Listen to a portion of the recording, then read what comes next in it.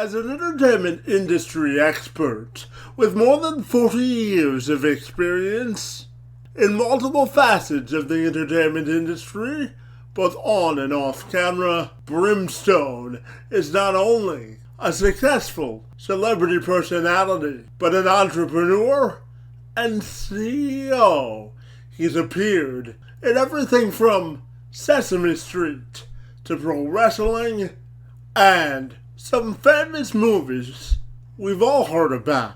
And to top it off, in his spare time, he does voiceover work as well. The most recent of his endeavors has been becoming a host of Grindhouse Radio, a pop culture-based and talk-based podcast and series which has been syndicated on over 25 digital networks, including iHeartRadio, iTunes, and Spotify. Brimstone joined me this week to dive into the details of his illustrious entertainment career and to share a little bit more about his human connection and personal side. I'm Kevin McShann. Let's this conversation.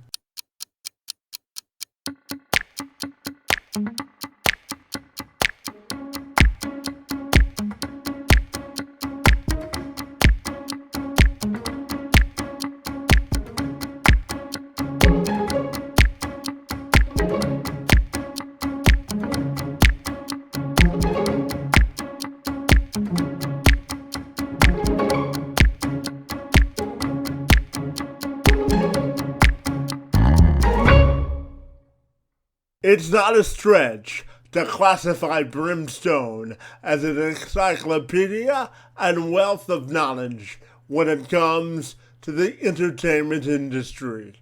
So we began our conversation by him tapping into his vast experience and telling me how he would classify it in terms of his greatest memories, moments, and achievements. My journey has been, what I'll always say is it is a world of peaks and valleys. You never know what's going to happen. You're always preparing for what's coming next and for what's unexpected. So, there are days that you're up, and then there are days you're down. There are weeks that you're up, and there are weeks that you're down. Months that you're up, months that you're down. So, the journey itself is something of excitement. It's something of happiness, greatness, disappointment. It's a little mixture of everything. But all in all, it is about building a business, building a brand, and building a legacy that I am super stoked about. Having had the opportunity to do. Absolutely. And tell me, how do you define an interesting and successful day? An interesting and successful day. Well, I mean, there's all different kinds. I love any day on set. Any day on set is a wonderful day. Because look, you're out there, you're doing things, you're creating, whether it's on set or in the studio. You know what I mean? That's a beautiful day. There's never a bad day creating. Even if you're sucking wind, it's not a bad day creating.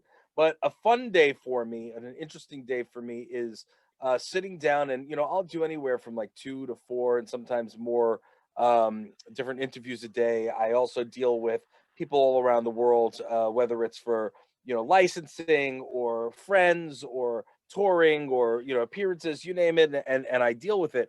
And some of the coolest things, some of the coolest days, I should say, are when I'll get to speak with Ireland, and then I'll be speaking with someone in the UK, and then I'll be back to America. Then you know what I mean. And get to kind of do a tour of the world, all from my own studio. You know what I mean. Those are always a lot of fun. I enjoy the heck out of those days. Yeah, absolutely. The value of human connection, I don't think anybody will take for granted after COVID, right? I didn't take it for granted before COVID, but with during COVID, of course, it's the cool thing about our times now is that we have the luxury one-on-one videos, group videos, having the internet to sit and be able to still see people and have relationships with people. Back when you're talking 10 years ago, we didn't have all of this. 20 years ago, forget about it. It was like, what video? Yeah, we're gonna talk to each other on our phones. Come on, you know what I mean? So now, we've had this amazing surgence of apps and video, software and Zoom right on the phones and on the computers, where you have the ability to actually speak to people wherever they are in the entire world. And and I think that's amazing. And through COVID, that saved a lot of people. That helped a lot of people that were secluded, that couldn't handle being the seclusion, and needed to be out and seeing people and speaking with people. And even though they might not have been able to do it personally, they were able to do it visually and vocally, and I think that's great. Yeah, absolutely. It allowed us to have this conversation this afternoon, and I'm grateful for that. Absolutely. And I know that you, Brimstone, I know that you've been on some iconic shows like Sesame Street, and you've also dabbled in voice over acting and been involved in wrestling as well. So I'm also wondering your thoughts on how you balance your day and how you make time for it all. Well, it's a very interesting thing. First and foremost, I have an amazing wife, and what do you call it? And she has insisted that I use calendars and get myself in gear. So I am very, very schedule motivated. I work with my calendar. I have my phone next to me almost at all times, and I know what I've got to do when I've got to do it. And it's all about time, being able to work within a schedule. And a lot of people like to, I don't need a schedule, I'll do it. No, well, when you do as much as I do, you really need to you know know what's going on and when and how, and have all the dots attached, you know what I mean? All the i's have to be dotted, all the t's got to be crossed. And I have an assistant, obviously, through COVID. I don't have her with me, so I've been doing a lot of stuff and scheduling myself, or having my wife, work on some scheduling. So it's been very interesting, navigating that time.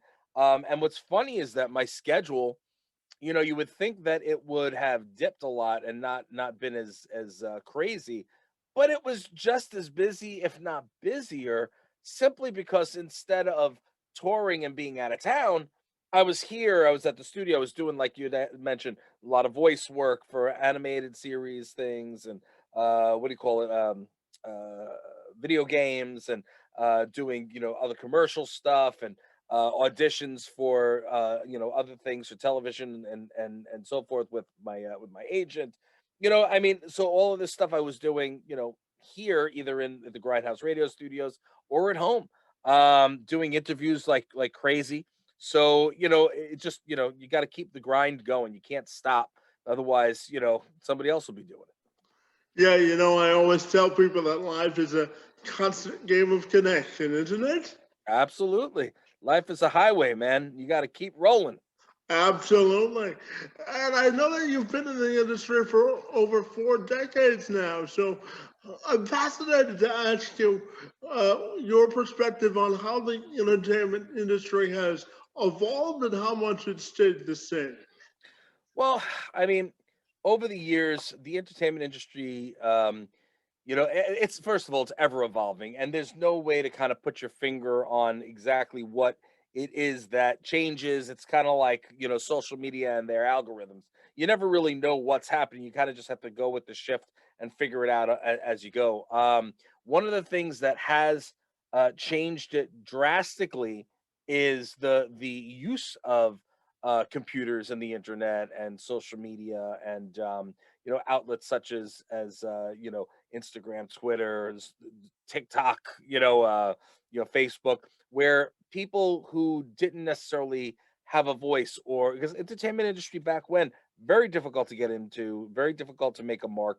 You had to, know Tom, Dick, and Harry in order to get in front of people and so forth. And it was a very different landscape than it is now, where people can go and post a couple of funny things online, and then somebody sees it, and then somebody else sees it. They all share it. They keep sharing it. And now all of a sudden you become viral. You know what I mean? Now, is there longevity in that? Not necessarily. For some people, maybe.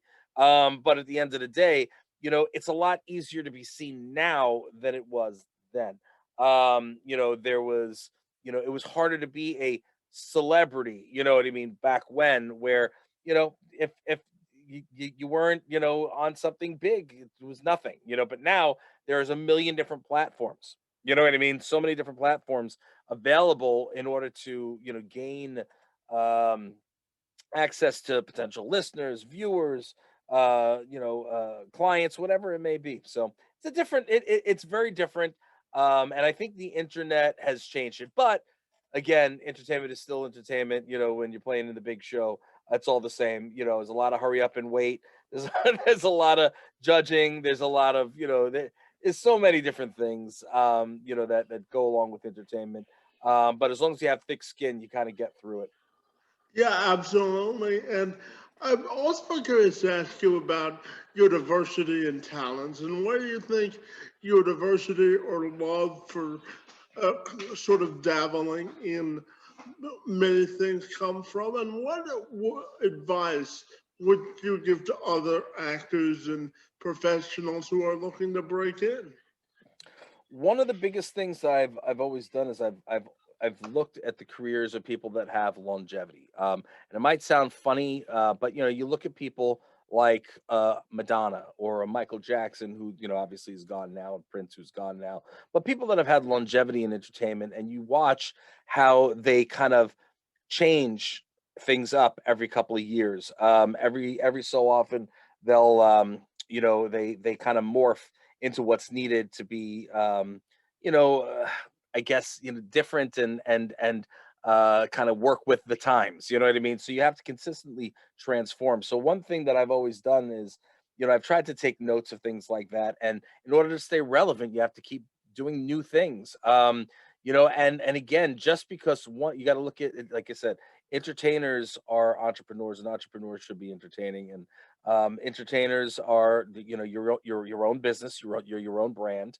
um and at the end of the day, just like any other business, if you have one product that does really well, right, if you only do that one product, eventually that one product might start not it might not start it might not sell as much as it used to. You know what I mean? Now you might think, all right, well, let me build out a second product and a third product. Now the first one might not do so well, but now the second and third are doing well. Now the third one might not do well, but the first one starts doing a little bit better again. You see what I mean? And you have a flow. So you think of it, the same concept in entertainment, where it's like, all right, well, I was doing, pro wrestling, and outside of pro wrestling, I'm like, well, I know that eventually I'm not going to be able to walk anymore if I'm continuously working in ring. I'm just gonna, be getting older and risking my health. So I was like, well, what else could I do? So I felt, wrestlers are real life comic book characters. Why not flip my character into a comic book? So now the comic book companies started taking off, and then well, let's do kids books, let's see how that works, let's do animated, let's do, what I mean, toys. And so now all of this adds to, what I mean, the overall brand. And we're seeing, all right, well, maybe, and then the sauces and seasonings and the this and now all these different things, one, they're all linked together, although many people might not realize that everything is linked together. That's one. Two, one day the sauces and seasonings might be doing really well, and maybe the toys are down, but then it flips. The toys are up, and then maybe this one's down, and you know what I mean. And that's how it works. So I want to make sure to stay in as many different areas as possible, and I want to also make sure that I have different levels of income, and revenue coming from different areas of entertainment, all of which I love. I don't do things that I don't love. I do them because I'm passionate about them. It's because if I feel like I should be doing it, and I feel like I want to do it, hell yeah, I want to do it. I'm going to make it happen, whether it fails or it succeeds. It doesn't matter to me. I just want to enjoy life, and and that's the thing that I'm doing. I'm trying to build a legacy. Absolutely, and I have to go back for just a second about scheduling. I have to tell you, I agree with you. Um, if it's not on my schedule, I don't do it, right? Right. Because there's only so much time in a day. So, Yeah. Yeah. And that's the thing. There is only so much time in the day. And at the end of the day, it's just, it becomes, it becomes a chore, to try to add things into it once you have everything kind of set up, or if something is canceled, trying to figure out, all right, well, what can I fill that space with? Or, oh man, I could have filled it with X, Y, and Z, but there's so many different things. And in my in betweens, it's not just the Brimstone stuff that I've got to do. I have a family, and who I love and I adore. So I try to spend as much time with my family as possible. I also have to have the time to speak with people overseas. I have to have the time for social media. There's a lot involved in everything I do. People seem to think it's fun. Oh, you get to have fun, you're in entertainment, it's fun and joy and blah, blah. It's a work, it's a lot of work. I run a multifaceted business, and that's what it comes down to. So yeah, there's nothing wrong with making a little cheddar cheese and having a little fun along the way, right? exactly. So tell me, I know your latest endeavor is now hosting a pop culture sort of radio show on Grindhouse Radio. So tell me about it and the mission behind the efforts. So the Grindhouse Radio has been an awesome platform. We grew tremendously, and I am super proud of the team. We started as just myself and a couple of interns. Those interns became my partners, and we just became this monster of a situation. And I we're anywhere you can find podcasts. We're on over 30 networks syndicated. We're iHeart, Spotify, iTunes, all that jazz. We've won 4 years in a row. We're based in New York on Long Island. We won best radio station on Long Island for 4 years in a row. We've got an array of other uh, statuettes and citations and this and that and the next thing, from different competitions and different awards and different things from a 2020 Empire Award from the New York State Senate. You know what I mean, for what we do in terms of giving back. It just makes me proud, and we're a pop culture show. You know what I mean? Every week, we try to do something fun. We have different celebs, which are mostly all friends of mine. Of course, we get some people that I don't know personally, but for the most part, they're all personal friends of mine. That we go on, we have a casual conversation. It's fun. People feel like they're sitting in the room with us, and that's one of the best compliments that we ever get. It's like it feels like I'm sitting in the room with friends, and that's what we want. Yeah, every good podcast or conversation, at least in my opinion, is conversational as well as informative, right? So that's the goal. Sure, absolutely. I mean, again, what we do is we're just fun. It's comedy, it's conversation, it's pop culture, it's celebrity, it's food. We have everything kind of wrapped up in a tight little package with a pretty little bow on it. And we're happy doing it, man. We have a bunch of shows that have spun off from it. I personally do Within Brimskin, which is a rant show. I do Truly Inconsequential with my co-host Mr. Greer, and I do off the Grindhouse Network. I do a show called The Dirty Little Secrets Club, which is a lot of fun. I do that with Dana Pereira from the Trophy Wives, and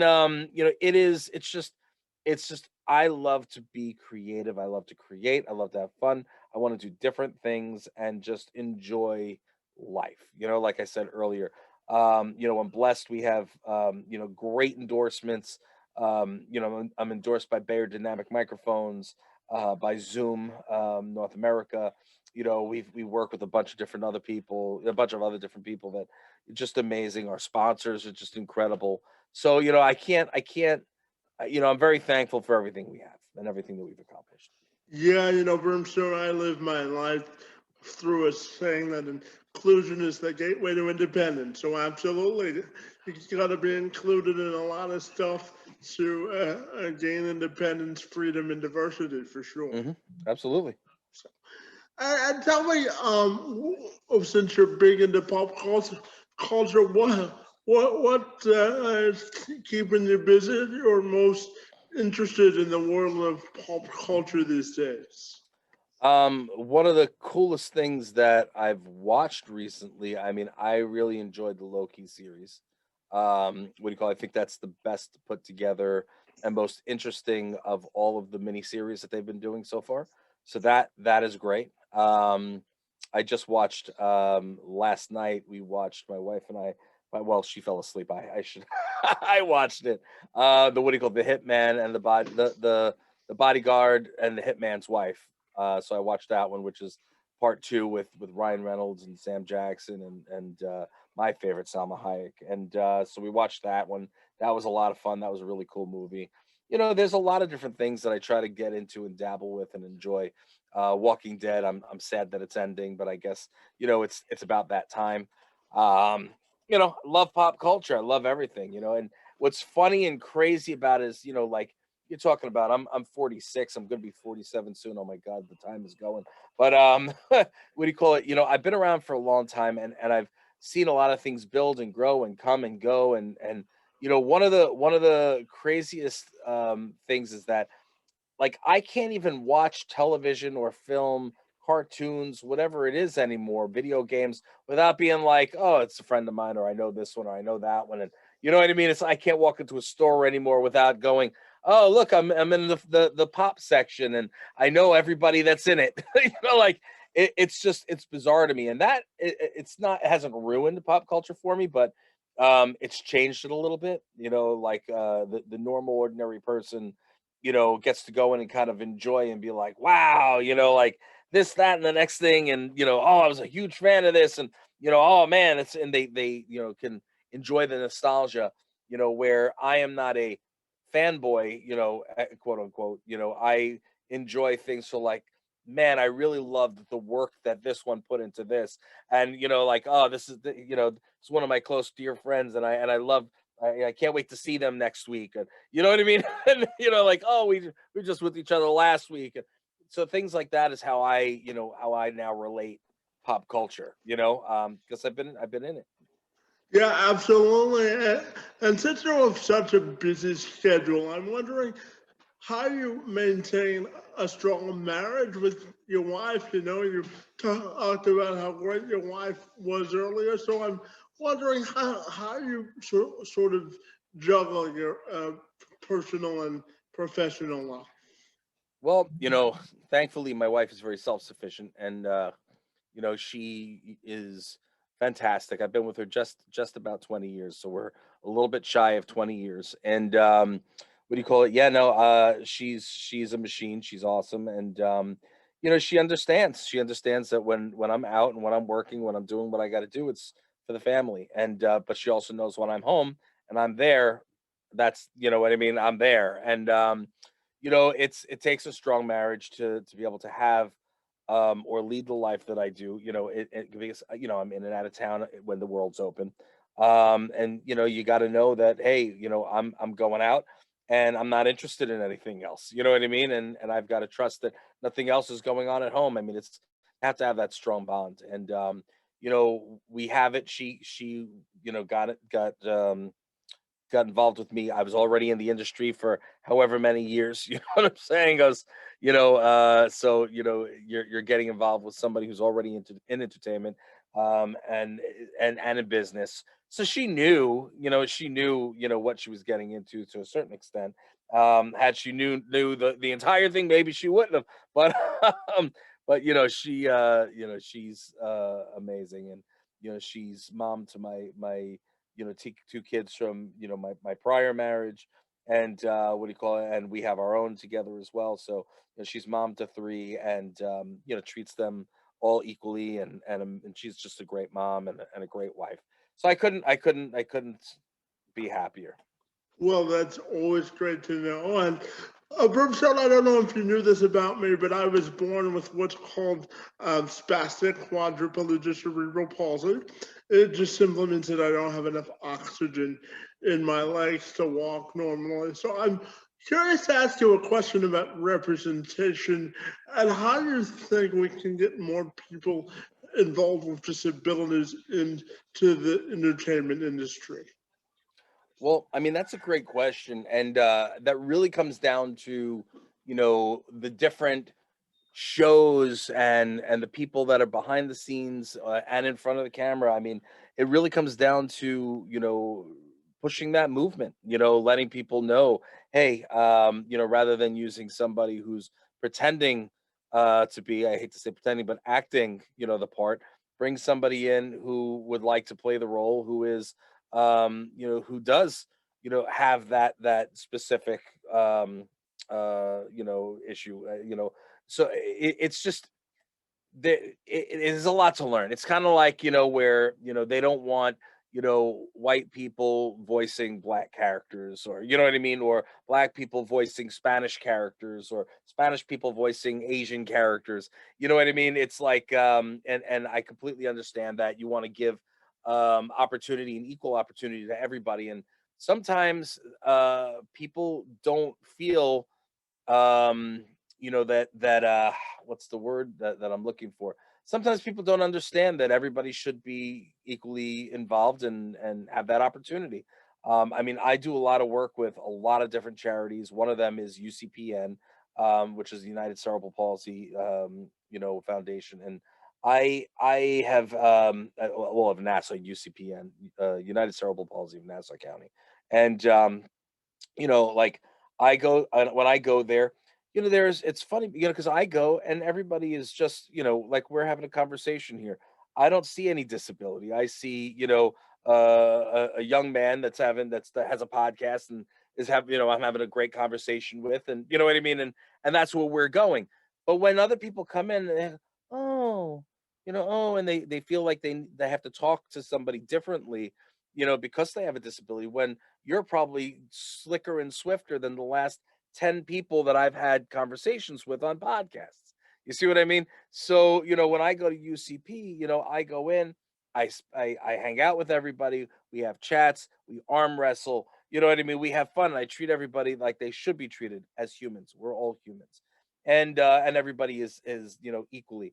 And the fact is that one of the things that people have said to me, they go, "Wow, you're very different. We love when you come because you treat everybody like they feel like they should be treated." And I'm like, "Yeah, well, because everybody." Well, I said, "Why wouldn't I?" Yeah, So it's the same concept in entertainment where, I think the last person with a disability that really did anything on screen that I know of was Corky in well, maybe there was a couple other people, like Down syndrome children and so forth. But you know what I mean? Like th- bring people in that they live it. You know what I mean? You can act as well. Yeah, and I want to thank you for the work you do with people with cerebral palsy. It's something close to my heart. I'm involved with the Ontario Federation of Cerebral Palsy. I've done some motivational speaking for them before, and lived experience is the best experience you can have, right? So, Absolutely. Absolutely. and Brimstone, I'm also wondering your thoughts on personal branding. You've played so many roles throughout your career, so I'm curious to ask you about reinvention and how you do that successfully to fit so many roles. Well, I mean, look, I'm always the one overall is the name. I mean, the Brimstone name is the Brimstone brand, and anything under that kind of goes. And the way I've kind of done it, like I said, everything kind of melds into each other. People kind of understand it and they can appreciate it, or they just hate it, or they hate me. I mean, it is what it is. You can't please everybody. But the fact is that um, you know, with branding, it's I am unapologetically authentic. I am myself. I am me, and I am very open about what I'm doing. Like if the way I am is the way I carry myself, the way I look, to what I wear, to how I speak. that is my overall brand. The larger than life, boom, when I come on and I'm talking to you like this, and that's all part of the brand. And that is how people identify me. So in terms of how I reinvent myself, it's little things, and it's not me as a person who's being reinvented. It's maybe the things I do and how I do them and how I work them in and how I work them and involve them into everything that I'm. It's like adding all the puzzle pieces. You know what I mean? Putting the puzzle pieces together.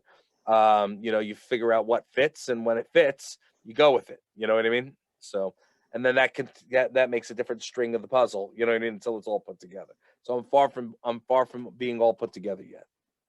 Well, there's nothing wrong with an imperfection in life, right? Absolutely. I always say that imperfection is an opportunity for growth and education, right? So there we go. Absolutely. I'm 100% with you on that, brother. So yeah, my final question for you is uh, relating to your overall legacy and how you want that to be defined, and how can people get connected with you if they're so inclined to do that. My overall legacy, I mean, I want people to say, man, you know what? He was a good guy. He was real. He did a lot. Even with people who tried to, put me down or hate on me, or like try to make me look bad over the years. You know what I mean? Regardless, that I fought through everything. I had thick skin, and I still made magic happen, and I did it on my own. I built myself up from nothing. I had nothing. I started, you know what I mean? I was, um, in a very unwealthy, upbringing, and well, I had the best and worst of both worlds. That's another story for another day. But I was growing up in a lower class area, and I built myself up to, being who I am and what I am today. And people don't understand the what goes into everything I do, and people don't understand that it's a lot of hard work. It's a lot of hard work and a lot of making sure you have the right work ethic, because when you have nothing, you fight for whatever you can, because you want to keep what you have, and you want to continue to build onto what you've created and developed. And you respect what you've created. You know what I mean? When it's given to you, it's given to you. You don't respect it as much. It doesn't mean as much to you. But when you come from nothing and you built yourself into something, you respect the game. You know what I mean? Yeah, there's a sign in my office that says, well, we're all given a platform to make a measurable difference, and it's incumbent upon all of us to decide which direction we want to go. Absolutely, yeah. Absolutely. So anybody who does want to catch up with me, you can go to therealbrimstone.com. It's my official website. It's got everything there. Missing maybe a couple of things from my career that I haven't decided to put up yet, or haven't had the chance to get up yet. Some old products that were out there that I haven't brought back yet, things like that. And what do you call? I'm very, very, on it with my Instagram. I respond to everybody as long as you're respectful. I'm happy to respond. Come engage with me on the posts, talk to me, speak to me. What do you call it? I am the one answering. It's not my wife, not my assistant, not my intern. It's me. And I'm happy to chat with you guys. It's just a matter of being real, personable, and I want to always be authentic. So you hit me up at the real Brimstone on Instagram. It's verified. It's me, and all my other social media. It's right on my official website. So hopefully you'll check me out and hang with me. Hey, Brimstone, I really enjoyed our engaging, thoughtful, and consequential conversation. Your time, energy, and efforts on my behalf are most appreciated, and I want to thank you for being here this afternoon. It was my pleasure, Kevin. I appreciate it. Finally, Brimstone made it to the Let's Have This Conversation podcast. And it has been absolutely an honor and a privilege hanging out with you, my friend. And thank you so much.